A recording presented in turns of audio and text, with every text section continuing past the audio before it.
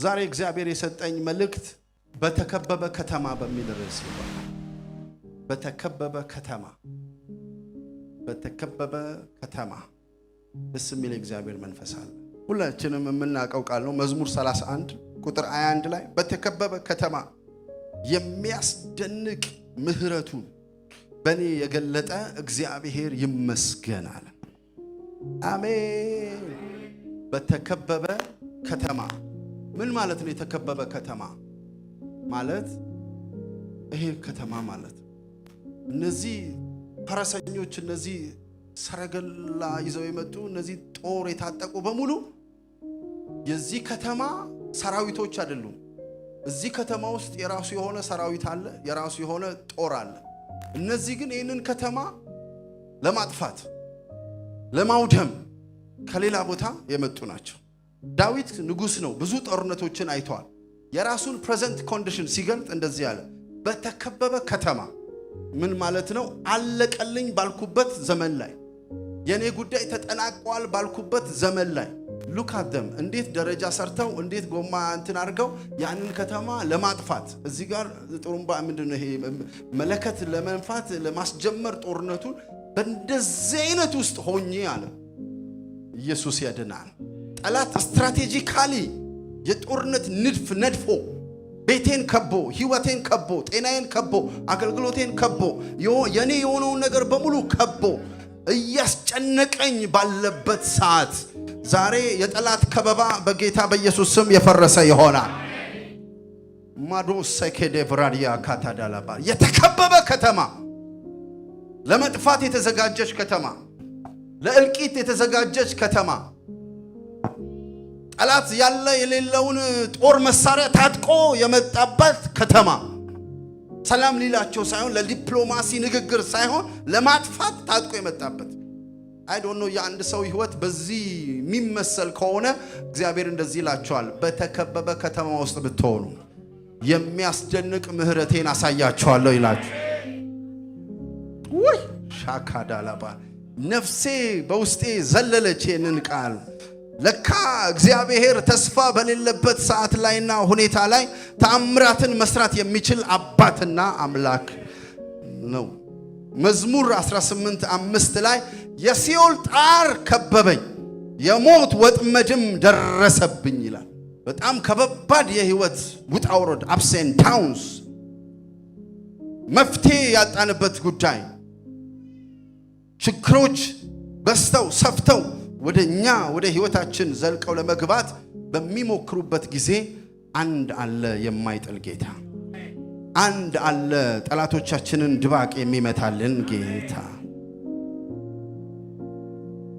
ከተማ በከበባ ውስጥ ስትሆን ውስጥ ያሉት ከትልቅ እስከ ትንሹ ከትንሽ እስከ ትልቁ ይረበሻሉ፣ ተስፋ ይቆርጣሉ።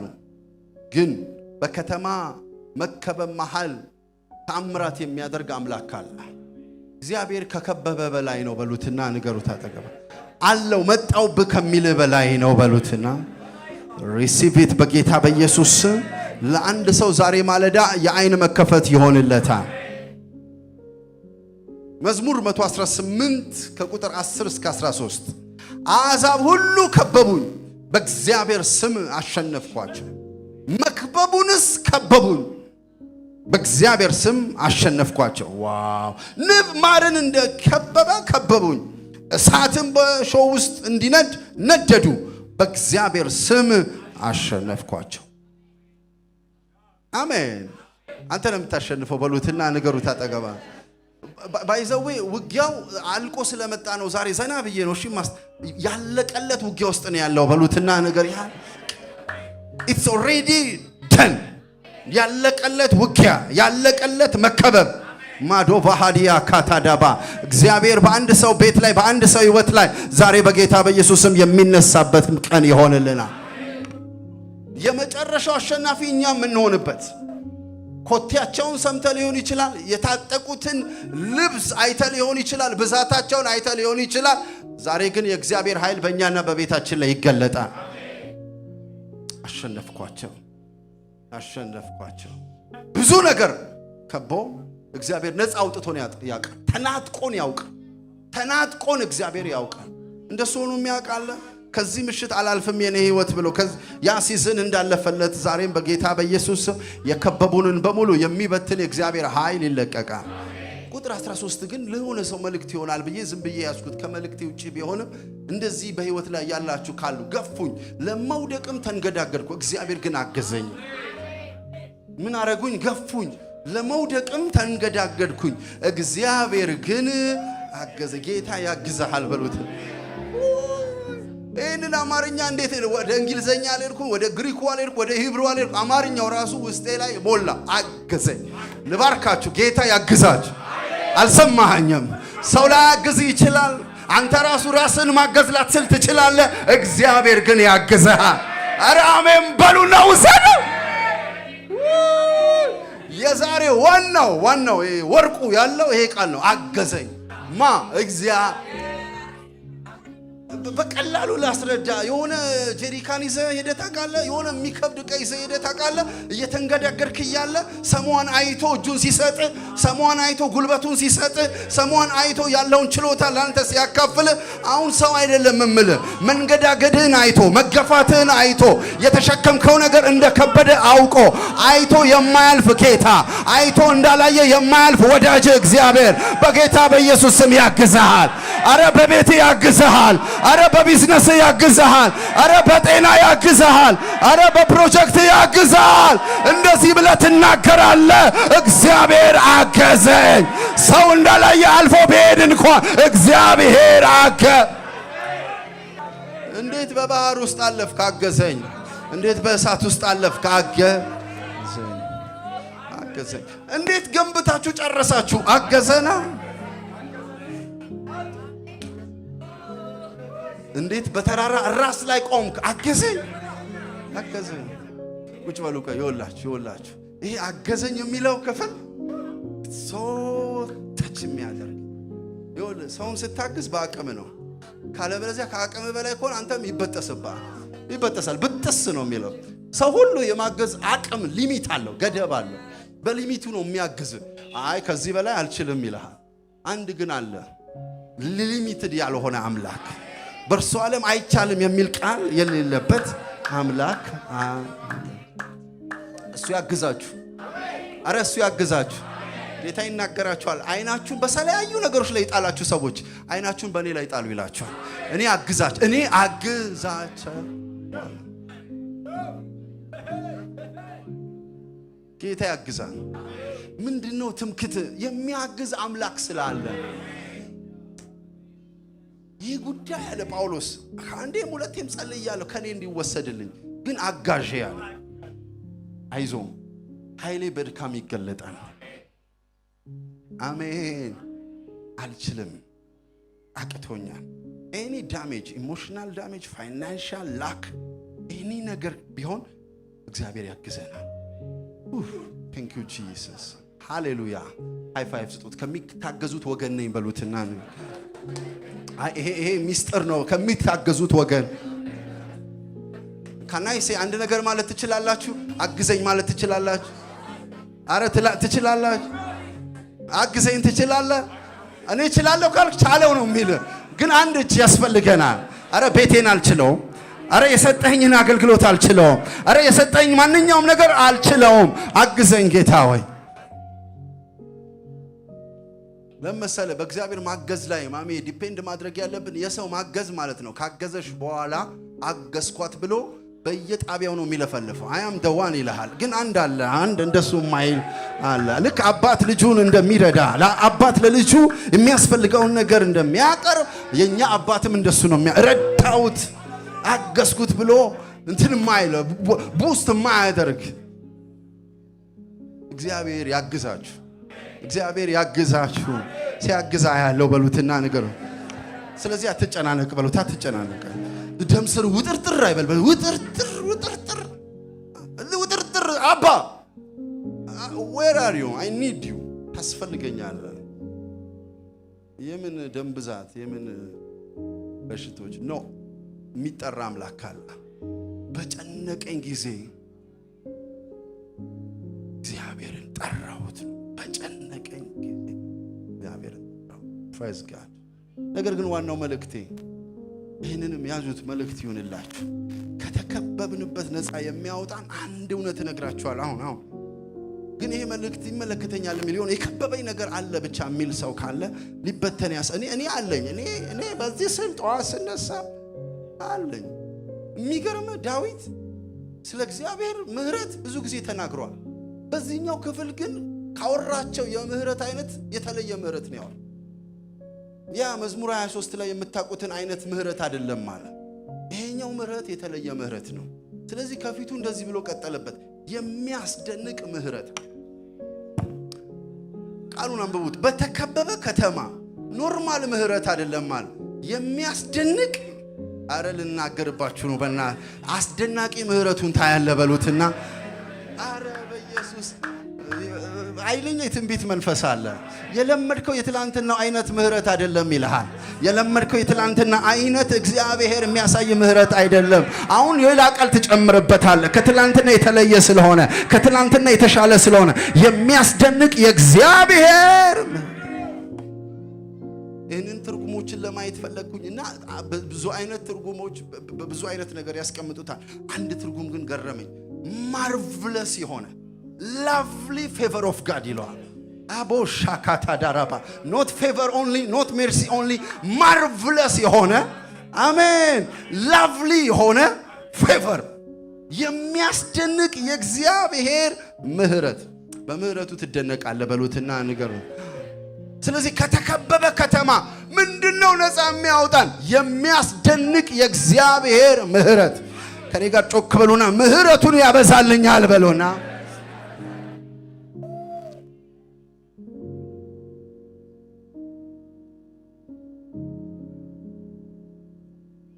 ይሄ የሚያስደንቅ ምህረት የሚለው በእንግሊዘኛ መውሰድ ትችላላችሁ፣ በአማርኛም መውሰድ ትችላላችሁ። አማርኛው ግን የማይገባን አሜን፣ የማይብራራ ያለመድነውን አይነት እግዚአብሔር ምህረት ይገልጣል ማለት ነው። አንዲዘርቭድ የሆነ አንዩዥዋል የሆነ ዲስክራይብ ልታደርገው የማትችለው ልትገልጠው የማትችለው ከዚህ የተነሳ ነው የማትለው አይነት ምህረት እግዚአብሔር በህይወታችን የተገለጠ ይሆናል። አሜን። ምህረቱ በህይወት ይገለጣል በሉትና ንገሩት። አጠገብ የበዛ ምህረት በህይወት ታያለ በሉት። ለኔ ነው የሚል ካለ አሜን ይበል። ስንቶቻችሁ ምህረቱን ማየት ትፈልጋላችሁ? እና ደስ የሚለው ጳውሎስ ስፔሲፊክ አደረገውና በኔ የገለጠ በኔ የገለጠ የሚያስደንቅ ምህረቱን በኔ የገለጠ ምን ማለት ነው? በኔ የገለጠ ማለት በኔ እንዲታይ ያደረገ፣ የሚያይን በሙሉ በኔ እንዲታይ ያደረገ፣ ቪዚብል እንዲሆን፣ እንዲዳሰስ፣ እንዲነካ ያደረገ ምህረቱን በኔ ህይወት ታየዋለ በሉትና ንገሩ። ኖርማል ምህረት አይደለም በሉት፣ የሚያስደንቅ ምህረት ነው በሉት።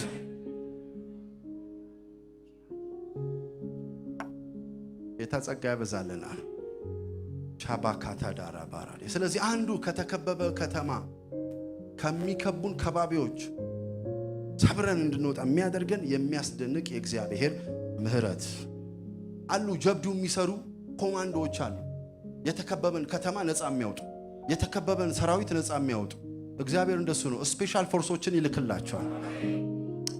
እንዴት ወጣለው? ስፔሻል የሆነ ታስክ የሚሰጣቸው ሰዎች አሉ። ያ የሚያስደንቅ እግዚአብሔር ለኔ ብለ ጌታ አው አደርገዋለሁ። የሚያስደንቅ እግዚአብሔር ምህረት ነው።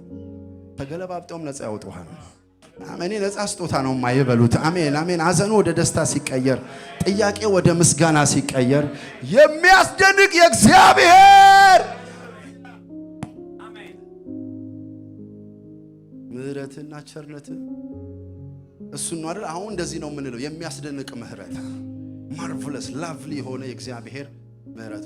ምህረት የሚለው ቃል ፌቨር የሚል ቃል ይሰጡታል። ሞገስም ነው። አስደናቂ ሞገስ፣ አስደናቂ ሞገስ ዘንግ የሚያዘረጋ የአስቴር እኮ እንደሱ አስደናቂ ሞገስ ነው። የተከበቡበትን የሞት አዋጅ የገለበጠ ምንድነው? እሱን ማርቨለስ የሆነ ፌቨር አለ።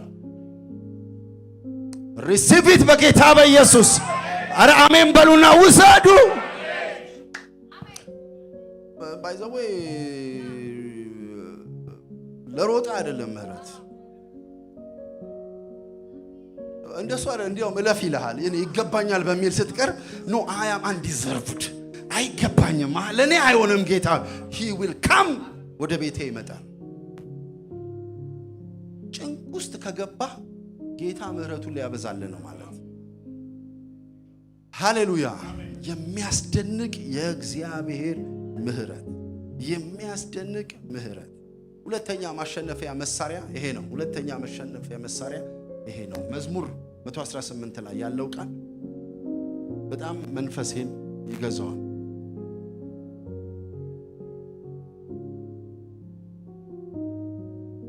ከቁጥር 10 እስከ 12 ድረስ ቅድም ያነበብኩት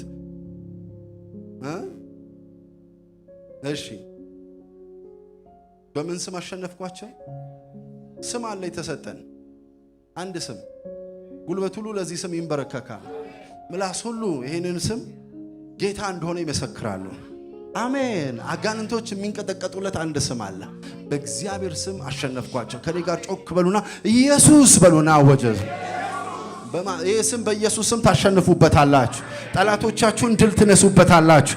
ኢየሱስ ላንተ ነው የተሰጠህ በሉትና ንገሩት። ስሙ በአፍ ላይ ይሰራል በሉት። ከዚህ በፊት ተናግሬ ያለው ሶስት በጣም ፓወርፉል የሆነ ነገር እግዚአብሔር ሰጥቶናል። አንደኛ ቃሉ ነው።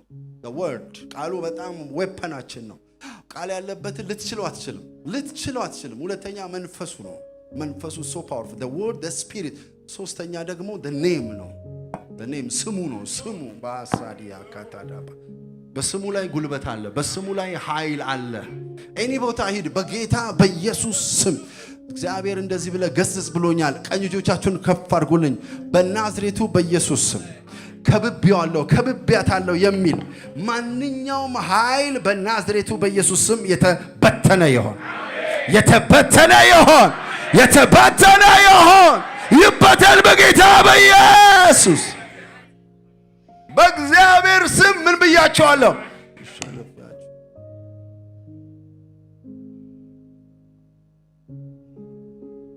ቤታችሁ ላይ ይህ ስም ይገናል። አንድ ጊዜ ጮክ በሉና ኢየሱስ በሉና አንድ ጊዜ። ግዴላችሁም ድገሙት ይሄንን ስም። ድገሙት ይሄንን ስም። መዋጊያችን ነው። ታሸንፍበታለህ በኢየሱስ ማሳባራዲያ ካታላላባሽ። ሶስተኛ አንደኛ ምንድነው ያልኳችሁ? የሚያስደንቅ ምህረት። እንዲያውም አባይ ጥሩ ስም ያወጣልኝ ለዚህ ሳምንት ግን ታላቅ ምህረት የሚለውን ተውትና የሚያስደንቅ ምህረት በሚል ስም ተጠሩኝ ዘንድ በአክብሮት ተጠይቃችኋል። የሚያስደንቅ ምህረት የእግዚአብሔር ማርቨለስ የሆነ እግዚአብሔር ምህረት። ሶስተኛ በከበቡን ላይ እግዚአብሔር አስደናቂን ድምጽ ይልክባቸዋል። በከበቡን ላይ አስደናቂን ድምጽ፣ በተለይ ከኛ ካፓሲቲ በላይ የሆኑት ነገሮች ላይ እግዚአብሔር ኃይሉን ይገልጣል። አስታወሳችሁ? ሰማርያን አንድ ንጉስ ከቦ ነበር ይላል መጽሐፍ ቅዱስ። ሁለተኛ ነገሥት ምዕራፍ 7 ከቁጥር 24 ጀምሮ ከቧቸው ነበር። ወልደ አዴር ከቦት ነበር። ማንን? ሰማርያ። ግን አንድ ሰው አለ ኤልሳ የሚባል ማይቲ ማን ኦፍ ጋድ። ዛሬ ኤልሳውኝ መጥቻለሁ። ባይዘው ከተከበብክበት ቦታ የሚያወጣ መልእክተኛን ጌታ ይስጥ። አሜን። አስታወሳችሁ? ንፋስ የለም፣ ዝናብ የለም። በዚህ ሸለቆ ውስጥ ግን ውሃ ይሞላል ብሎ አሜን ማንን እንጠይቅ ብለው ግራ በተጋቡ ጠላት በከበባቸው ጊዜ እንደዛ መልእክተኛ ሆኜ መጥቻለሁ። ትቀበላለህ ይሄንን መልእክተኛ? ሪሲቭ ኢት በጌታ። ጠላቶቻችሁን ድባቅ የሚመታ የእግዚአብሔር ኃይል። አረ እግዚአብሔር አሁንም ሰው አለው። እነዛ በብዙ ክብር ያላቸውን ጭነው የመጡ የእስራኤላውያን ጠላቶች፣ ሰማርያን የከበቡ ጠላቶች እግዚአብሔር በአንድ ድምፅ አወካቸው። ምክንያቱም እነዛ አራት ለምጾች ወደዛ ከተማን ብንሄድ ወደዚህ መሞታችን አይቀርም። ስለዚህ ወደ ሶራውያን እንሂድና ወደ ከበቡን ከፈለጉ ይግድ። ሲሄዱ ከተማው ባዶ ነው። ስትሄድ ታጣቸዋለህ በሉትና የከበቡን ታጣለህ፣ ያስፈራሩን ታጣለህ፣ አትቀጥልም ያሉን ታጣለህ፣ አትወጣም አትገባም ያሉን ታጣ። ገብቷል? ከከበባቸው የተነሳ መውጣት መግባት አልቻሉ። በከተማው ታላቅ ረሃብ ነው የሆነው። እናት ራሱ ልጇን ቀቅላ የምትበላበት ገንዘብ አለ። ከተከበቡት መከበብ የተነሳ አይዶኖ ከመከበብ የተነሳ የደረሰብህ ጉዳት ምን እንደሆነ አላውቅም። ነገር ግን እግዚአብሔር ከተከበብክበት ነፃ ያወጣሃል። አረ ነፃ ያወጣሃል። እንደሚገባ መኖር ትጀምራለህ። እንደተባለልህ መኖር ትጀምራል። እንደተጻፈልህ መኖር ትጀምራል። ከደረጃ በታች መኖር ዛሬ አበቃ። ስትወጣ ስትገባ ያለው ስትነግድ ያለው ስትባረክ ያለው የኔ ነው የሚል ካለ አሜን አሜን አሜን።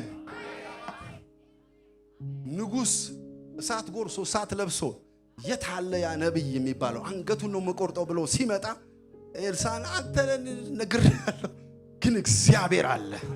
አሜን አሜን። ዛሬ እንደ ኤልሳዕ ተነብያለሁ በሉት። አጠገባችሁ ያለው እግዚአብሔር እንደዚህ ይልሃል በሉት። የከበደ ነገር በሉት። ያስጨነቀ ነገር ነገ በሉት። ነገ በሉት። ነገ በሉት። በማታስበው ሁኔታ ተስተካክሎ ታገኘዋለህ። ተለውጦ ታገኘዋ።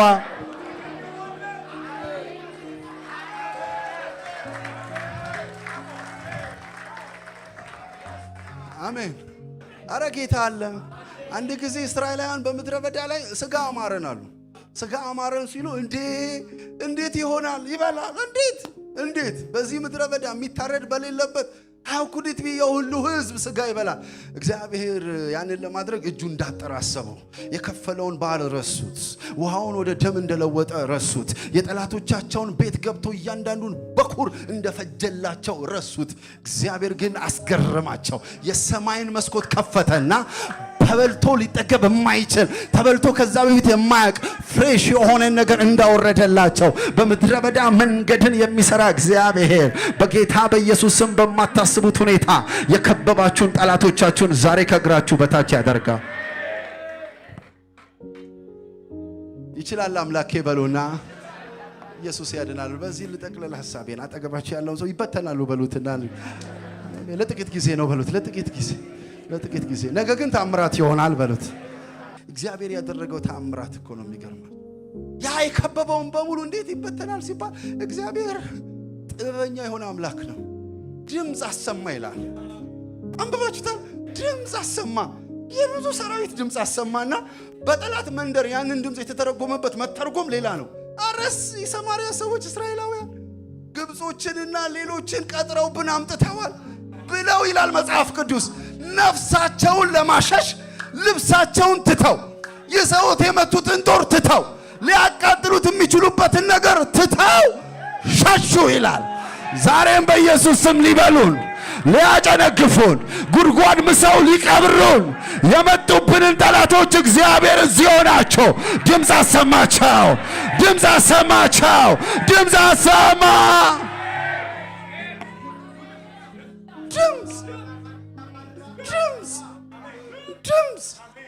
ድምፅ። ምክንያቱም የእግዚአብሔር አንድ እንደዚህ ምት ነገርን በሙሉ ያስተካክላል። የሆነ ድምፅ ብቻ ነው መውረድ አይጠበቅበት። ግራ የሚያጋባ ነገር በህይወታችን ይሆናል። ይሄ ሲሰሙ እነዛ ዋው ኢየሱስ ያድናል። እነዛ ለምጻሞች እንዲህ እዚህ የተጣለውን ነገር ምናምን ሲያዩ ለራሳቸው መብላት ጀመሩ። ግን እግዚአብሔር አበራላቸው። እንዴ ይሄንን የመሰለማ የምስራች ይዘን ብቻችንን አንሆንም፣ ወደ ከተማችን እንገባለን። አያያያ በረከታችን ለእናንተ ብቻ ሳይሆን ዘር ማንዘር በኢየሱስም የሚባረክበት በኢየሱስም የጠላቶቻችሁ መበተን ይሆናል። ገብተው እንደገና ወደ ከተማ የከበቡን ተመተዋል። ዋት አናምንም አሉ። እናምንም እንዲያውም ወደ ሌላ ከተማ ገብተው ተደብቀው ነው ስንወጣ ሊይዙን ነው። ካስፈለጋችሁ ሌላ ሰው ይምጣና ለንጉሱ ጥበብ ተሰጥ 2 ሰው 3 ሰው ምናምን ተላከ። ሲመጡ እንደተባለው አሜን። ፓስተሩ እንዳለው ነው የሚሆነው በሉ። ታጠቅ ያልታሰበ ነገር ይሆናል። ያልተገመተ ነገር ይሆናል። ለዚህ ነው ዛሬ ማለዳ የመጣው በሉት። እግዚአብሔር እንደዚህ ይልሃል በሉት። መክበቡን እስከበቡኝ ያልካቸው ምንም ማረን እንደሚከብብ ከበቡኝ ያልካቸው በእግዚአብሔር ስም ታሸንፋቸዋል።